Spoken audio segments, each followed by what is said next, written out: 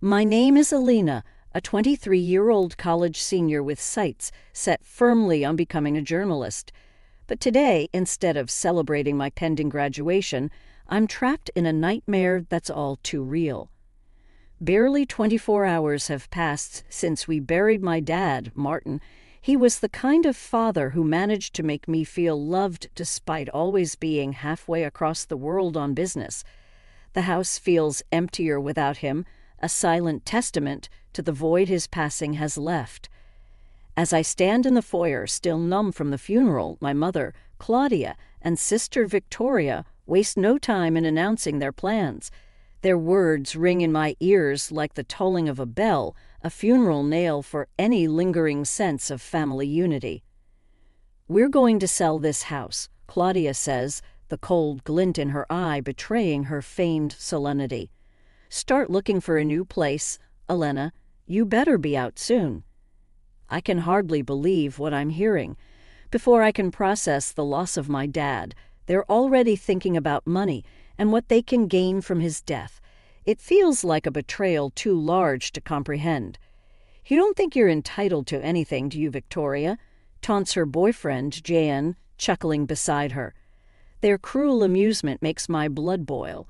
I shouldn't be hearing these words, not at this moment when the pain is so raw. I never understood their greed, their obsession with wealth and appearances. I was the family outcast, too serious, too studious, Elena the dreamer they'd mock. And now, faced with their scheming, all the years of indifference and mockery come to a head. "You're the worst," I cry out, unable to rein in my anger. "I'm done with this. I'm done with all of you." The bell rings, punctuating my outburst. Irritated at the interruption, I wipe away angry tears and swing the door open. A man in a dark suit stands before me, a briefcase in hand, his face striking a chord of vague recognition. "My condolences," he says solemnly. "May I come in?" Who is this stranger with a tone so grave, appearing at the most unexpected time? I'm not ready to deal with anyone else, not now. But something in his gaze tells me this isn't a mere courtesy visit. I step aside and let him enter, wondering what this could possibly mean for the fragile remnants of our broken family. The echo of my father's laughter once filled the hallways of our home, a balm to the sting of my mother and sister's sharper tones. Now those walls seem to press in on me, the memories of their hurtful words blending with the emptiness his absence has wrought. I'd always sought solace in my studies, believing that someday those books would lead me to a life of purpose, free from the shallow desires that drove Claudia and Victoria. But as I sit at the dining table, it's hard to focus on anything but the void Martin's passing left behind. Silent meals had become a new norm since Dad got sick and then passed away. Victoria would be on her phone and Claudia would flip through high-fashion magazines, their detachment from our reality stark and unyielding. Their latest plan to dispose of our home and leave me behind hammered the final nail in the coffin of our family bonds. They seemed so eager to chase their fantasies of luxury condos and designer lives that nothing else mattered. Dad had been our anchor, and I'd expected at least a pretense of unity after he was gone. But now, faced with their naked opportunism, the lie of family was exposed, and something inside me snapped. Tired of being the outsider, the one who cared, I was ready to walk away from it all. Adrift in these thoughts, the doorbell rings, a sound I now associate with disruption and unwelcome news. At the door stands a man from my father's past, someone whose connections to our family have faded over time. "Good evening," he greets me. "I need to speak with you about your father's affairs." His sullen tone carries a formality that seems out of place in our disheveled living room, now a stark reminder of our discordant family. I nod, gesturing for him to sit down. Claudia and Victoria peek from the kitchen, their curious faces pinched with irritation. The man pulls out a stack of papers from his briefcase, his expression grim. "I'm Mr. Adams, your father's attorney," he explains as he adjusts his glasses, preparing to deliver news that feels poised to shake the foundations of our already crumbling household. Claudia leans in, her interest piqued. Victoria tries to look uninterested, yet hovers close by. As Mr. Adams begins to speak, I brace myself for what's to come, unsure of the consequences, but certain that our family dynamics are about to change once again. The room seems to contract with tension as Mr. Adams clears his throat, unfolding the document that held the final wishes of Martin, my father.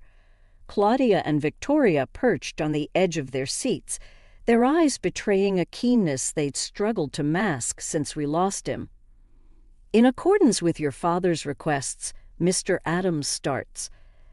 I am here to read the will and begin the process of executing his instructions. He looks around at each of us, perhaps gauging our readiness for what he's about to divulge. I can't help but feel a sense of dread. Growing up in the shadow of my mother and sister's expectations had taught me to expect little, to brace for disappointment. Yet, as the attorney's words begin to flow, it's evident that our expectations are about to be overturned. To my daughter Elena, I leave the entirety of my estate, including the family home and all accumulated savings and investments. The room falls silent, but for the rustling of paper and the distant ticking of the grandfather clock. Mr. Adams continues to read, but I barely register his words. All I can hear is the thundering beat of my heart and a kind of ringing in my ears. It can't be right. There must be some mistake. I finally managed to stammer, my voice sounding foreign to my own ears. But why? Victoria's chair scrapes violently against the floor as she stands, her eyes widening in a mix of shock and fury. Claudia, similarly stunned, remains seated, her mouth opening and closing soundlessly. John, who had until now hovered quietly in the background, steps forward as if to protect or perhaps restrain Victoria. This is some kind of joke, right? He demands, but Mr. Adams simply offers a somber shake of his head. There's no error, he assures us. Martin was very specific in his directive. He believed that Elena, with her convictions and work ethic, would best honor his legacy and manage his assets responsibly. Claudia finds her voice as disbelief gives way to anger. But what of us? She snaps. Her mother and sister. Are we to be left with nothing while she takes everything? The question hangs in the air, a palpable cloud of resentment radiating from my mother and sister. I'm at a loss for words, torn between the immense responsibility thrust upon me and the sting of their evident greed. Martin had his reasons. Mr. Adams finally continues, looking directly at me, which he believed would be understood in time. For now, we must discuss the next steps and the details of the estate. As he talks, I can't help but wonder what my father saw in me, what faith he had placed in my hands, and how I could ever hope to fulfill it amidst the ruins of our family unity. The silence after Mr. Adams's revelation feels almost as heavy as the sadness that gripped me during my father's funeral. Claudia and Victoria's outrage fills the room, crashing against my shock like waves against a cliff. For a moment, no one speaks. We're trapped in a standstill, the implications of my father's will cutting through the air like a cold wind. My reasons, Mr. Adams finally continues, looking directly at me, were detailed in a personal letter left to me by your father for you, Elena. Victoria's voice breaks the spell. But there must be some mistake. She can't just get everything. Her words ricochet off the walls, heralding a battle I have no desire to fight. John puts a restraining hand on her shoulder, but it does nothing to dampen her spirit. And what about us? What are we, strangers, he decided to discard after everything we've done for him? She seizes upon the words like a weapon, her voice rising to a crescendo of disbelief. Claudia's mask of shock peels away, revealing the anger beneath. Exactly. There must be some provision for this, some oversight or option for dispute. This is preposterous. Her hands grip the arms of her chair, knuckles whitening. I finally find my voice, feeble though it sounds even to my ears. I don't understand. Why would Dad do this? What was he thinking? My mind races with unanswered questions, all pointing to a man I realized I may never have truly known. Mr. Adams removes his glasses, pinching the bridge of his nose before responding. Martin had his reasons and he wanted you to know them. But in his own words, as for Claudia and Victoria, he turns to address them. You may contest the will if you wish, though Martin's instructions were explicit and his sound mind when drafting it is well documented. The room falls into chaos once more, voices clashing as Claudia and Victoria express their anger and confusion, scrambling for a plan of action. I barely hear them. My thoughts are with the unopened letter, a final message from my father that burns a hole in the table where it lies. Taking a deep breath, I reach for the letter.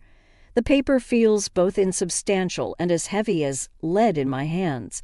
Unfolding the creases, I prepare to read the words of a man who chose to speak from beyond the grave rather than in life.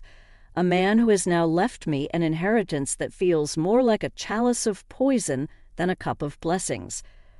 Alone in my room with the door securely closed, I unfolded the letter with trembling hands. Each crease seemed to hold a whisper of my father's voice, and as the written words appeared, I braced myself for the understanding that was about to come. Dearest Alina, it began in my father's familiar script. As you read this, I am sorry. Sorry that I am not there to tell you these things in person. Sorry that I am leaving you with a burden that a parent should never bestow on their child. His apology, sincere and immediate, cut through the complexities of legal jargon and blunt revelations that had filled the air just moments ago. I inhaled deeply, the scent of ink on paper somewhat comforting. Your strength, your discipline, and your vision for a better world have never been invisible to me. In you I saw the promise of a future that embraced honesty and integrity, far from the grasping hands of greed. The letter trembled in my hands, not from a breeze through the old window pane, but from the wellspring of emotions it unleashed. My only hope is that this inheritance will provide the freedom and the means for you to fulfill those aspirations that burn so brightly within you, to not feel confined to fix what was broken long before you could make a difference. Live the life you deserve, my Elena. I folded the letter, pressing it against my chest, feeling the ink-etched love of a father who had seen his daughter's unassuming sacrifices.